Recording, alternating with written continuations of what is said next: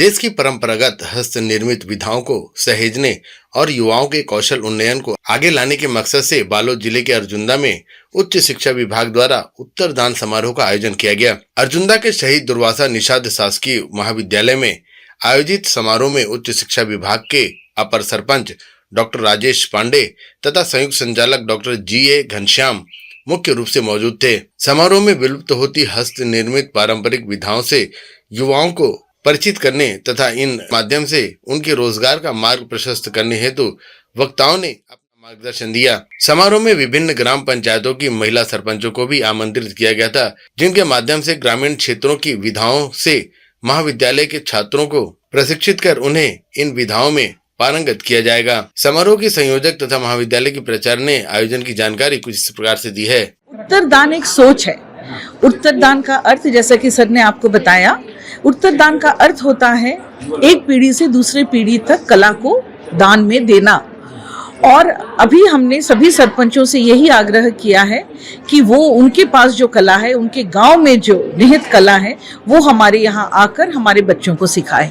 पहले स्टेज में हम इसको करेंगे, दूसरे स्टेज में हमारे यहाँ के बच्चे अपना जो नॉलेज बेस है उसे ले जाकर जो गांव के स्व सहायता समूह है उनके साथ जुड़ेंगे और अलग अलग तरह के प्रोडक्ट्स बनाएंगे और उन प्रोडक्ट्स को मार्केट करने का काम तृतीय चरण में होगा, जिसमें कि एंटरप्रेन्योरशिप, उद्यमिता डेवलप होगी। क्योंकि आज के डेट में जैसे हमारे प्रधानमंत्री चाहते हैं, जैसे हमारे CM चाहते हैं, उसी तरह से हम हर गांव की कला को हम मार्केट तक लेकर आएंगे। हर घर में उद्यम खुलेगा और इसी के तहत हम बच्चों को स्वरोजगार के लिए प्रेरित करेंगे। उच्च शिक्षा विभाग के अपर संचालक डॉक्टर राजेश पांडे तथा डॉक्टर GA घनश्याम ने कहा कि उच्च शिक्षा विभाग द्वारा नई राष्ट्रीय शिक्षा नीति के तहत युवाओं को विभिन्न क्षेत्रों में नवाचार हेतु प्रोत्साहित किया जा रहा है। देखिए, राष्ट्रीय शिक्षा नीति में बहुत बड़ा जो रोल या भूमिका है वो पुरखौतियों का है।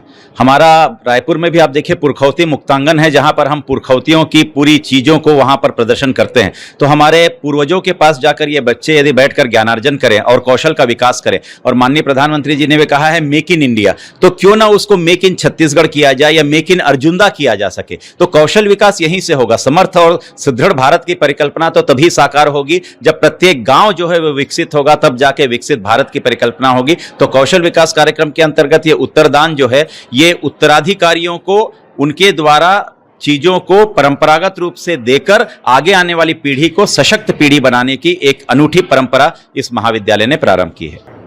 देखिए, उच्च शिक्षा विभाग में अभी नई राष्ट्रीय शिक्षा नीति 2020 आ गई है। उसका उद्देश्य ये है कि कौशल विकास। तो कौशल विकास का मतलब ही है कि हमारे जो पारंपरिक हमें कौशल है, पुराने ज़माने से चला आ रहा है, तो उसको हम नवाचार के माध्यम से और अधिक विकसित करें और विकसित करने के पश्चात बच्चे उसमें और अधिक पारंगत हों और उसके माध्यम से वो आत्मनिर्भर बने, वो अपनी अर्निंग खुद करें। तो उत्तरदान का उद्देश्य ये है कि हमारी जो परंपराएं हैं या हमारी परंपरागत कला है, वो हमारी जिस पीढ़ी को है, यदि हमारी पीढ़ी को है तो वो अगली पीढ़ी को दी जाए, फिर अगली पीढ़ी उसको देते जाए, और ऐसे ये जो परंपरा है हमारी, यह परंपरागत कला है, इसका विकास होता जाए। यही उत्तरदान कार्यक्रम का उद्देश्य है।